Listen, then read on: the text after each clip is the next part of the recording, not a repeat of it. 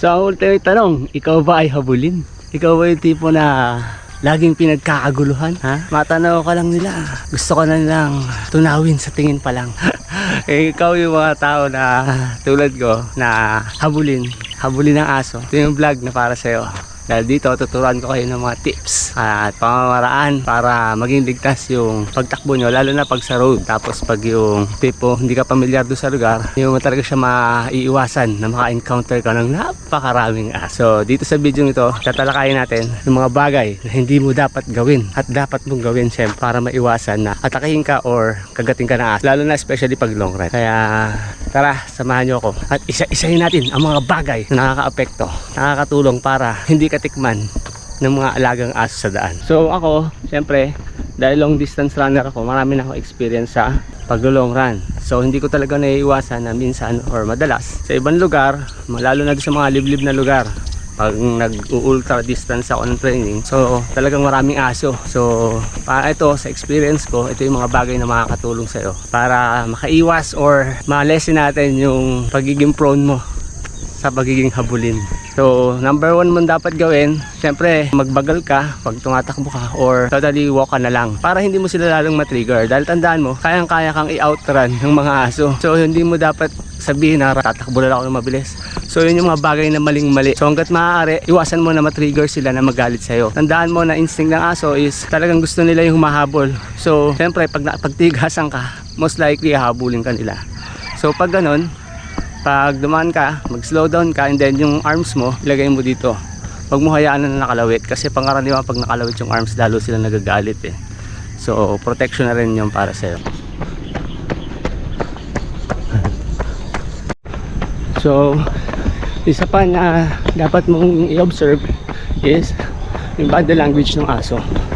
So kung ano ba yung tsura niya, although kailangan mo malocate kung galit ba siya. So kung nakataas ba yung tenga niya, tapos yung buntot niya, tayong-tayo, pati yung mga balahibo niya. So tingnan mo kung sobrang mukhang aggressive ng aso. Tapos siyempre para makapaganda ka rin. So sa itsura din kasi yan kung mukha bang atake yung aso.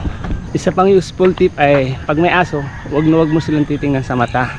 So dahil yung aso, pag tingnan mo sa mata, ang dating sa kanila nun ay natitrigger sila na parang sina-challenge mo sila. So hindi ka mukha ni Hanamichi Sakuragi na pwede mo silang tingnan ng killer eye. Sa aso, huwag kang magkakamaling gawin yun. Kasi para sa kanila, hinahamon mo sila. So lalo sila nagagalit. Kaya yun, isa sa mga tip. Sa pang prevention, pwede ka magdala ng whistle or mga bagay na makakapag-provide ng ingay kasi para ma-distract lang sila. Pero syempre, hintayin mo muna kung susugod sila. Huwag ka muna mag-whistle hanggat di pa sila sumusugod. Para lang ma-distract sila, or pwede rin naman para hindi naman ka makasakit sa hayop, pwede ka magdala ng water bottle kasi yung aso, pag nispray mo sila ng tubig, nadidistract sila, so nawawala yung pagiging aggressive nila. Actually nasubo ko na yan minsan eh sa ultra, meron ako nasundan na runner, so may dala yung water bottle, and then pag may umaatahing aso, inispray niya lang ng water bottle niya, tapos umatras na yung aso, effective naman. So syempre isa pa sa mga pwede mong gawin is kung talagang medyo may phobia ka na sa aso or sa mga aso during running, umiwas ka na lang, lilipat ka kung sakali yung aso is nasa kabilang side ng kalsada. So syempre tayo na mismo yung mag-adjust para sa kanila kasi actually nakikiraan lang naman kasi talaga tayo sa lugar nila. So lumipat na lang tayo sa kabilang side ng kalsada para makaiwas na matrigger sila na habulin ka or tahulan ka. Ako naman sa experience ko, so yun nga, naglo-long distance tayo, nahabol din naman tayo ng aso lalo na pag ultra, pero never naman ako nakagat o ano, kasi nga ang ginagawa ko, dinededma ko lang sila, tuloy lang sa takbo. Pero nakikiramdam pa rin ako using yung peripheral vision mo. Syempre makikiramdam ka kung dumidikit ba yung aso sa'yo. Actually hindi naman ako sa agat ng aso takot eh, lalo na pag naglo-long run tas madilim pa. Mas takot ako sa makaapak ng jackpot. Dahil yun, pag nakapa ka ng jackpot, sirag-sira na yung takbo mo. Isa pa na pwede mong gawin para mapahinto yung matanging aso is pagbibigay ng command. So kailangan yung command mo is parang tao din, kailangan decisive yung command mo. Una, sabi mo stop, back, ganon, down. Pero syempre baka mamaya aspin yan, Kaya dapat Tagalog sabihin mo. Sabihin mo, tumigil ka. Huwag po. Parang awa nyo na. Yun ang mga command. Ha? Tignan nyo kadami yan. Nagmamarites po yung mga aso dito. Bablog ko yung mga aso. Guys, ayun na, pakita ko sa yung mga alaga namin aso dito. Ayan. Araw-araw nagmamarites yung mga yan. Nakamustahan sila. Itong pare kong to, matagal na itong busted. Ayan, no? Walang ligaw yan.